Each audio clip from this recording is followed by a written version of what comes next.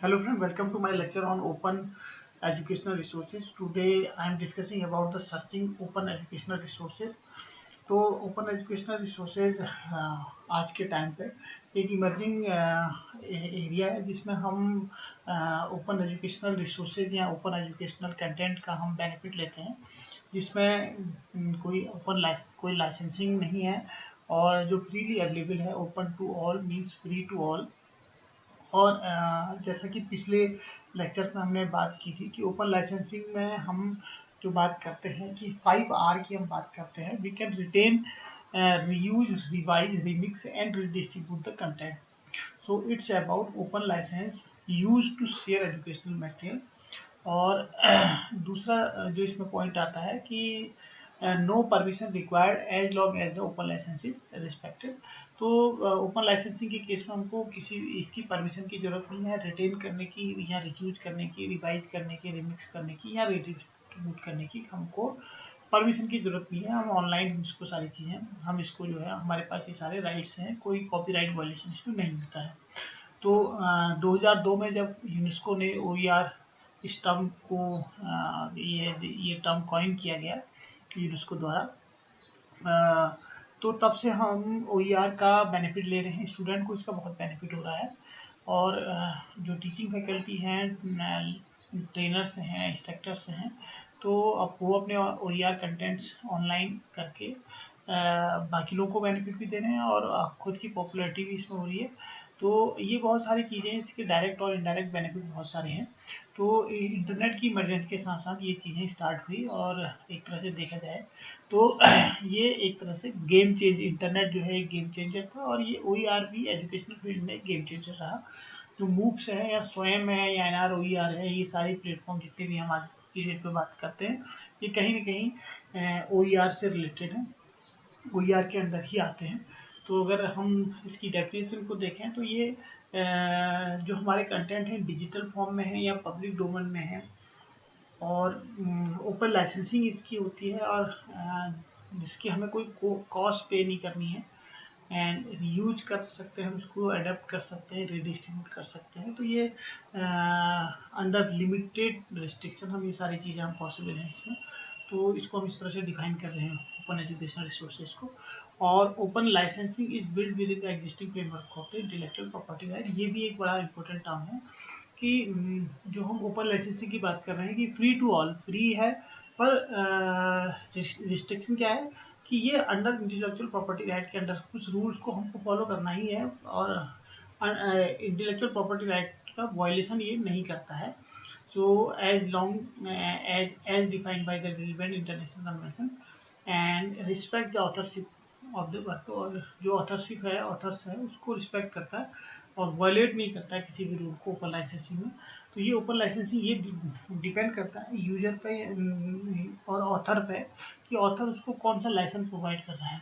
तो इसमें बहुत सारे लाइसेंस होते हैं, तो उनमें कौन से लाइसेंस को हम प्रोवाइड करा रहे हैं अपने कंटेंट को, ये एक चीज़ इसमें आती है। NPTEL है, स्वयं है, एकलव्य है, E-ग्रिड है, ज्ञानकोश है, साक्षर है, EPG पाठशाला, NR OER है, consortium of the educational communication है या नेशनल साइंस डिजिटल लाइब्रेरी है, एग्रोपीडिया, ये सारे OER इनिशिएटिव्स हैं इंडिया के।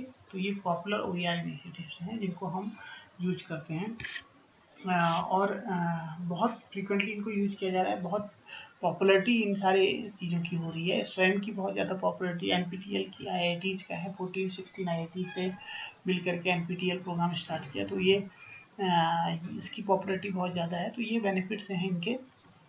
अब बात करते हैं कॉपीराइट एक्ट की। तो जब हम ओपन लाइसेंसिंग की बात करते हैं तो we should know about copyright act and copyright act is also very important. तो इसकी जानकारी भी होना बहुत ज़रूरी है। तो कॉपीराइट एक्ट क्या है उसके बारे में हम बात कर रहे हैं। तो exclusive right given by law to the original creator और ऑथर। तो ऑथर या क्रिएटर को जो राइट्स मिलते हैं, जो एक्सक्लूसिव राइट मिलते हैं, वो कौन से राइट्स हैं? To get credit, to copy, to distribute, license, to make economic transaction, to perform. तो ये सारे राइट्स हैं, पूरे राइट्स हैं। जो कॉपीराइट होल्डर है वो डिस्ट्रीब्यूट भी कर सकता है, कॉपी कर सकता है अपने कंटेंट की, उसको जो है फाइनेंस कर सकता है, इकोनॉमिक ट्रांजेक्शन कर सकता है उस पर, लाइसेंस उसमें उसके पास है और ये सारी चीज़ें उसके पास हैं, सारे राइट्स उसके पास हैं। पर अगर वो किसी और को ये राइट देना चाहे, so these exclusive right can be given to another party through agreement. अगर ये राइट किसी और को देना चाहता है तो वो एग्रीमेंट करेगा। जैसे कोई ऑथर है, उसने कोई बुक लिखी है, तो उस बुक को थ्रू एग्रीमेंट वो पब्लिशर को देगा। अब सारे राइट्स पब्लिशर के पास हो गए हैं। अब पब्लिशर उसको डिस्ट्रीब्यूट भी कर रहा है, पब्लिशर उस पर इकोनॉमिक ट्रांजेक्शन भी कर रहा है उस बुक के, और रिप्रोड्यूस कर रहा है, वो सारी चीज़ कर रहा है। पर ऑथर ओनर उसका क्या है, ऑथर है। ऑथर ने एग्रीमेंट किया है पब्लिशर के साथ, and the author will get the royalty on behalf of the financial transaction. जो भी उस पर ट्रांजेक्शन होंगे उसके बिहाफ पे उसको रॉयल्टी मिलेगी। So copyright gives only the owner of the right to control their own creation, copy, share, display their own creation. ये copyright का आता है। इसी तरह से हम फेयर यूज की बात करते हैं। जब हमारे पास कोई कॉपीराइटेड मटेरियल है तो उसको हम यूज कर सकते हैं कुछ लिमिटेड कंडीशंस के साथ। अब वो लिमिटेड कंडीशन क्या है कि पहली कंडीशन तो ये है कि वो फेयर यूज में हो, कि अगर उसको सही से यूज कर रहे हैं। पर्पज हमारा क्या है, तो यहाँ पे पर्पज मैंने अंडरलाइन किया हुआ है। पर्पज जैसे कि क्रिटिसिज्म में अगर एज ए क्रिटिक हम उसको ले रहे हैं तो हम उसको कॉपीराइट वायलेशन नहीं होगा, या न्यूज़ रिपोर्टिंग में हम उस चीज़ को ले रहे हैं, या टीचिंग के पर्पज़ के लिए हम उसको ले रहे हैं, या रिसर्च पर्पज़ के लिए ले रहे हैं, तो हम उसको ले सकते हैं, फेयर यूज है ये। पर हमको क्रेडिट देना पड़ेगा जो ओरिजिनल क्रिएटर है उसका, उससे। ये नहीं कि हम उसको अपने नाम से ले रहे हैं। हमें ये बताना पड़ेगा कि this is taken from this journal या दिस आर्टिकल, जो भी पार्ट हम ले रहे हैं उसका, और ये आर्टिकल इसके द्वारा लिखा गया है। ये सारी चीज़ें हमको देनी पड़ेगी। तो ये यूएस कॉपीराइट लॉ के अकॉर्डिंग क्या हुआ कि उसने परमिट किया, यूएस कॉपीराइट लॉ ने, कि permit limited use of the copyrighted material without having the first acquired permission from the copyright holder. अगर हम उसको फेयर यूज करते हैं तो हमको परमिशन लेने की जरूरत नहीं है। अगर फेयर यूज किन पर्पज के लिए हो सकता है, ये पर्पज यहाँ पे लिखे हुए हैं। क्रिटिसिज्म के लिए हो सकता है, और न्यूज़ रिपोर्टिंग के लिए हो सकता है, एनालिसिस के लिए हो सकता है, रिसर्च के लिए हो सकता है। तो अगर ये सारे पर्पज हैं तो हमको परमिशन लेने की जरूरत नहीं है। First acquire permission from the copyright holder, ये जरूरत नहीं है। तो without having first acquire permission, तो डायरेक्ट हम उसको यूज कर सकते हैं और वायलेशन इसमें नहीं होगा। तो ये फेयर यूज आता है। दूसरी चीज़ है पब्लिक डोमेन में। अगर कोई चीज़ पब्लिक डोमेन में है तो उस कंडीशन में भी हमको परमिशन लेने की जरूरत नहीं है। ऑलरेडी पब्लिक डोमेन में है तो हमको उसको परमिशन की हमें जरूरत नहीं है। Public domain is the state of being available to the public, not subject to copyright. तो वहाँ पे कॉपीराइट का प्रॉब्लम नहीं है। There are three main category of public domain licence. तो उसके तीन कैटेगरी इसमें आती है। पहला तो यह है कि कोई वर्क ऐसा है कि जो automatically enter in the public domain upon the creation. जैसे ही वो क्रिएट हुआ और पब्लिक डोमेन पर आ गया तो वहाँ पर वो कॉपीराइटेबल नहीं होगा। उस कंडीशन में उसको हम कॉपीराइट नहीं कर सकते हैं। कॉपीराइटेबल नहीं है और पब्लिक डोमेन में ऑटोमेटिकली आ गया तो उसका मतलब उसको कोई भी यूज कर सकता है। और दूसरा जो नंबर सेकंड पॉइंट है, work that have been assigned to public domain by their creator. अगर उसके क्रिएटर द्वारा खुद ही उसको पब्लिक डोमेन में डाल दिया गया तो भी उसका कॉपीराइट नहीं होगा, तब भी उसका कॉपीराइट नहीं होगा और उसको डायरेक्ट कोई भी यूज कर सकता है। और या फिर तीसरी कंडीशन ये हो सकती है कि work that have entered public domain because copyright on them has expired. तो कॉपीराइट की भी एक टाइम ड्यूरेशन होता है कि इतने टाइम तक आपका मटेरियल जो है, आपने जो भी दिया हुआ है वो जो है आपका कॉपीराइटेड होगा, उसमें आपके राइट्स होंगे।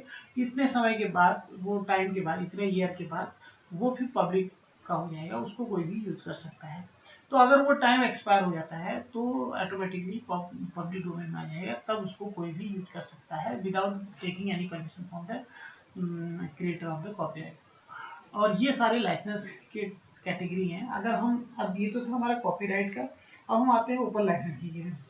ओपन लाइसेंसिंग में है कि हम जो है अपने टेक्स्ट को या जो भी हमने क्रिएट किया है अपनी क्रिएशन को, हम कौन सा लाइसेंस प्रोवाइड करते हैं, क्योंकि because we are the owner, we are the creator of our own creation. तो अब हम अपनी क्रिएशन को कौन सा, हम चाहते हैं कि वो सारे लोग उसको यूज करें, या हम चाहते हैं कि कॉमर्शियली यूज हो, या हम चाहते हैं कि नॉन कॉमर्शियली हो, या हम चाह रहे हैं कि उसको कोई चेंज न करें हमारी क्रिएशन को। और एज इट इज उसको यूज करे, उसको कॉपी कर सके, चेंज ना करे। तो ये भी एक टाइप हो सकता है। तो इसमें हम इसमें देख रहे हैं कि क्रिएटिव कॉमन इसको प्रोवाइड करता है। क्रिएटिव कॉमन डॉट ORG जो साइट है उसको आप ओपन करेंगे तो वहाँ पे आप ये लाइसेंस ले सकते हैं। तो इसमें कौन कौन से हैं, ये पहला एट्रीब्यूशन बात करते हैं। BY जो होता है वो एट्रीब्यूशन को रिप्रेजेंट कर रहा है यहाँ पे। ऐसे शेयर अलाइक है, और NC नॉन कॉमर्शियल है, और ND जो है आपका नॉन डेरिवेटिव है। NC आपका नॉन कॉमर्शियल है, ऐसे शेयर अलाइक है। तो ये टर्म्स इसमें आती हैं। तो इसको मैं ऑलरेडी पहले डिस्कस कर चुका हूँ, तो दोबारा से हम इस पर आ रहे हैं। फिर हम आते हैं आगे लाइसेंसिंग में कि हम कैसे सर्च करेंगे ओपन कंटेंट को। तो अब यहाँ पे आप देख सकते हैं BY जो है एट्रीब्यूशन BY। तो यहाँ पे क्या है कि जब इसमें देखिएगा आप कि हमने CC BY लिखा हुआ है, क्रिएटिव कॉमन, और BY एट्रीब्यूशन हमने यहाँ पे दिया हुआ है। Attribution is representing BY। तो जैसे अगर हम इसकी बात कर रहे हैं तो कोई भी जो आपका वर्क जो भी आपका वर्क यूज कर रहा है, यहाँ पे लिखा हुआ है that other who use your work in any we must attribute must credit you. दूसरा फिर देखिएगा इसका मतलब क्या कह रहा है, दैट इज टू से must reference the work giving you credit for it. तो यहाँ मस्ट वर्ड आया हुआ है कि आपको क्रेडिट देना ही पड़ेगा। जो भी आपका वर्क यूज कर रहा है, reference the work, must reference the work, आपका रेफरेंस देना पड़ेगा, जहाँ से लिया हुआ है उसका रेफरेंस देना पड़ेगा। Giving you credit for it, तो आपको इसका क्रेडिट देना पड़ेगा। तो ये कंपलसरी है। तो ये चीज़ें इसमें आती हैं कि हम जो है अगर हम BY एट्रीब्यूट लेते हैं, क्रिएटिव कॉमन BY हम ले रहे हैं, तो उस कंडीशन में ये सबसे ज़्यादा ये लाइसेंस जो है, इस लाइसेंस में हमको सारी परमिशन है कि हमारे वर्क को कोई भी यूज कर सकता है, उसको डिस्ट्रीब्यूट कर सकता है, और कमर्शियली यूज कर सकता है, उसको चेंज करके अपना बना सकता है, और सारी चीज़ें कर सकता है। तो क्रिएटिव कॉमन बाई जो है इसके थ्रू हमारे सारी परमिशन हम दे रहे हैं किसी भी दूसरे यूजर को, अदर यूजर को, एज ए क्रिएटर। और नॉन कॉमर्शियल में क्या है कि हम सारी परमिशन तो दे रहे हैं पर कॉमर्शियल यूज करने की परमिशन नहीं दे रहे हैं। तो यहाँ पे इसमें लिखा हुआ है कि हम जो है NC का मतलब ये है कि आप यहाँ पे CC BY NC creative common by NC। तो इसका मतलब NC का मतलब क्या है कि कॉपी करने की परमिशन दे रहे हैं, डिस्ट्रीब्यूट करने की दे रहे हैं, डिस्प्ले करने की, परफॉर्म करने की, मॉडिफाई करने की परमिशन दे रहे हैं, है ना। And use your work any purpose other than commercial, but commercial use के लिए हम इसको नहीं दे रहे हैं। मतलब हमारे क्रिएशन पे हमारी बुक को कोई दूसरा आदमी अपनी बुक बना करके सेल नहीं कर सकता है, या हमारे नाम की बुक है तो उस बुक को हमारे नाम से वो दूसरे को नहीं सेल कर सकता, उसका प्रॉफिट वो खुद नहीं ले सकता है। तो नॉन कॉमर्शियल के केस में ये होगा, अगर हम उसमें अपने क्रिएशन पे अगर हम NC राइट्स, अगर NC एट्रीब्यूट हम देते हैं तो उस कंडीशन में ऐसा होगा। फिर क्या आता है नॉन डेरिवेटिव ND। तो इसको भी आप देख सकते हैं ND, CC BY ND, BY सब में आएगा, एट्रीब्यूशन सब में आएगा। ND non derivative. तो नॉन डेरिवेटिव का मतलब क्या हुआ है कि केवल ओरिजिनल वर्क को ही कॉपी कर सकेंगे, नया उसमें मॉडिफाई नहीं कर सकता है कोई दूसरा आदमी। जो हमने बनाया है वो एज इट इज रहेगा, उसमें चेंज नहीं होगा। अगर कोई चेंज करता है तो वो कॉपीराइटेड ये जो रूल्स हैं, ओपन लाइसेंसिंग के रूल हैं, उनको वॉयलेट करेगा। तो ये क्या करता है, let others copy, distribute, display, perform only original copies of your work. तो ये केवल आपकी ओरिजिनल कॉपीज परफॉर्म करेगा, केवल ओरिजिनल कॉपीज पे, न कि आपकी कॉपी को चेंज करेगा। तो ओरिजिनल को ही लेगा। फिर आता है शेयर अलाइक। तो शेयर अलाइक हम यहाँ पे देख रहे हैं ऐसे, CC BY ऐसे। तो ऐसे का मतलब क्या है, शेयर अलाइक। तो शेयर लाइक में क्या होता है कि यहाँ पे कॉपी कर सकता है, डिस्ट्रीब्यूट कर सकता है, डिस्प्ले कर सकता है, परफॉर्म कर सकता है, और मॉडिफाई कर सकता है। नॉन डेरिवेटिव में तो मॉडिफाई नहीं कर सकता है, इसमें ओरिजिनल की ही कॉपी लेगा है, मॉडिफाई इसमें वर्ड कहीं है। जबकि यहाँ पे इसमें जो है शेयर, हाँ शेयर अलाइक की बात कर रहे थे हम, इसमें मॉडिफाई कर सकता था नॉन कमर्शियल में। शेयर अलाइक में क्या करता है, lets other copy, distribute, display, perform and modify your work. तो शेयर अलाइक में भी मॉडिफाई भी कर सकता है, as long as they distribute the modified work on the same term. तो यहाँ पे मॉडिफाई कर सकता है, पर इसके रूल्स यही रहेंगे, आगे अगर आप लाइसेंसिंग करेगा तो सेम टर्म में इसको लाइसेंसिंग करेंगे, as long as they distribute any modified work on the same term. तो इसी सेम टर्म्स में इसको वो करेगा। तो ये इसके बेनिफिट्स हैं। यहाँ पे हम मॉडिफाई की भी परमिशन दे रहे हैं, पर इसको कमर्शियली यूज़ की परमिशन भी होगी, जबकि यहाँ पे नॉन कमर्शियल होगा, मॉडिफाई तो होगा पर नॉन कमर्शियल होगा। तो ये सारे लाइसेंस के टाइप्स हैं। इसमें एनसी ऐसे दोनों को ऐड कर लिया, यहाँ एनसी और एनडी को ऐड कर लिया, नॉन कमर्शियल नॉन डेरिवेटिव को ऐड कर लिया, नॉन कमर्शियल शेयर अलाइक को यूज कर लिया हमने यहाँ पे। तो ये टाइप्स ऑफ लाइसेंस हैं, ओपन लाइसेंसिंग है। अब हम आते हैं सर्चिंग ओपन एजुकेशनल रिसोर्सेज। अब ओपन एजुकेशनल रिसोर्सेज को कैसे सर्च करेंगे, हम इस पे आ रहे हैं। तो अब इसमें देखिए कि ये रिपोजिटरी है, ये डिफरेंट रिपोजिटरी है। ओपन स्टैक है जहाँ पे हम OER टेक्स्ट सर्च कर सकते हैं, OER मटेरियल सर्च कर सकते हैं। ओपन टेक्स्ट बुक लाइब्रेरी है जहाँ पे बहुत सारी बुक्स को हम सर्च कर सकते हैं। वो सारी बुक्स सर्च कर सकते हैं जिन बुक्स का में कोई लाइसेंसिंग नहीं है, ओपन लाइसेंस है, free to all. Open courseware है जहाँ पे कोर्सवेयर ओपन है। ओपन लर्निंग इनिशिएटिव है, ऐसे ही common OER common open educational resources हैं। Multimedia online resource learning, online teaching, ये सारे रिसोर्सेज हैं। तो ये अलग अलग कैटेगरी इसमें आ जाती हैं, और ये सारी रिपोजिटरी हैं जिनमें हम OER कंटेंट सर्च कर सकते हैं। और जैसे ओपन टेक्स्ट लाइब्रेरी, अगर हम ओपन टेक्स्ट लाइब्रेरी पे जाएंगे, ऊपर ये है ओपन टेक्स्ट लाइब्रेरी, मिडिल में देख सकते हैं। तो अगर हम ओपन टेक्स्ट लाइब्रेरी में जाएं तो इसका फ्रंट पेज आपको यहाँ पे शो होगा। यहाँ आप सब्जेक्ट ब्राउज कर सकते हैं, नई बुक आपको देखनी है वो देख सकते हैं, रिसेंट रिव्यूज क्या है वो हम देख सकते हैं। तो ये बुक्स ब्राउज करते ही आपको, ब्राउज सब्जेक्ट करते ही सब्जेक्ट आ गया, उनकी बुक्स आ जाएंगी। जैसे हमने अकाउंटिंग एंड फाइनेंस पे करते हैं तो उसकी सारी बुक्स आ जाएंगी। Intellectual property law and information पे बुक्स आ रही हैं, रिव्यूज हैं, ये सारी चीज़ें हमको दिखा रहे हैं यहाँ पे। पर ये जो कंटेंट है, ये सब्जेक्ट हैं, इनके जो बुक्स हैं, ये सारी ये ओपन लाइसेंस के अंडर में आती हैं, ये कॉपीराइटेड नहीं होंगी। और ये नहीं क्यों नहीं होंगी, क्योंकि इसके जो ऑथर हैं उन्होंने इसको ऑलरेडी किस कैटेगरी में डाला है, ओपन लाइसेंसिंग कैटेगरी में डाला है। अब उनको क्या बेनिफिट है, उनका बेनिफिट ये हो सकता है कि भाई उनकी पॉपुलैरिटी बढ़ेगी, उनके कंटेंट ज़्यादा से ज़्यादा लोगों के पास जाएंगे, और उनकी पॉपुलैरिटी, पर्सनल पॉपुलैरिटी इंक्रीज होगी। तो ये सारे बेनिफिट्स हैं। और पेड भी हो सकते हैं, पेड अब अभी तक जो सारी चीज़ चल रही थी पेड चल रही थी। अब हम क्या करते हैं कि यूट्यूब में अगर हम वीडियो अपलोड कर रहे हैं तो फ्री में अपलोड कर रहे हैं, हम उसका कोई चार्ज नहीं ले रहे हैं। तो इस तरह से ये सारी चीज़ें जो हैं इसमें। तो सपोज हमने एक सब्जेक्ट की बुक्स सर्च की, अप्लाइड प्रोबेबिलिटी, तो इसके टेबल ऑफ कंटेंट हमको यहाँ पर दिख रहे हैं राइट साइड में, और उसके बाद अबाउट द बुक हमको डिस्प्ले हो रहा है, बुक PDF फॉर्म में है या ई-पब्लिकेशन फॉर्म में है। अब कंडीशन टू यूज, अब इसमें लाइसेंस आ गया यहाँ पे।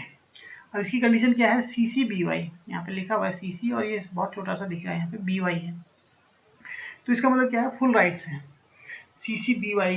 तो ये हमने यहाँ पे देखा था, आप इसमें देखिएगा CC सबसे पहला क्या है, CC-BY। तो CC-BY क्या है, BY।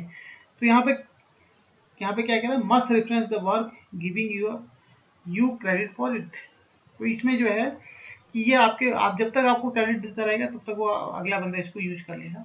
तो ये सबसे ज़्यादा इसको राइट्स देता है, और इस तरह से इसमें ये आते हैं इसमें। तो ये कंडीशन है CC-BY में। रिव्यूज हैं, लर्न मोर अबाउट रिव्यूज, और ये सारी चीज़ें इसमें आ रही हैं। अब हम आते हैं एडवांस सर्च में, सर्चिंग OER। अब OER को सर्च करना है तो एक तो तरीका यह है कि हम रिपोजिटरी पे चले जाएं, OER रिपोजिटरी वहाँ से सर्च करें, या फिर हम गूगल एडवांस सर्च में जाएं, जिस पर भी मैं डिस्कस करता हूँ इसके बाद आगे। क्रिएटिव कॉमन्स सर्च पे जाएंगे तो वहाँ भी आपको OER कंटेंट मिलेंगे।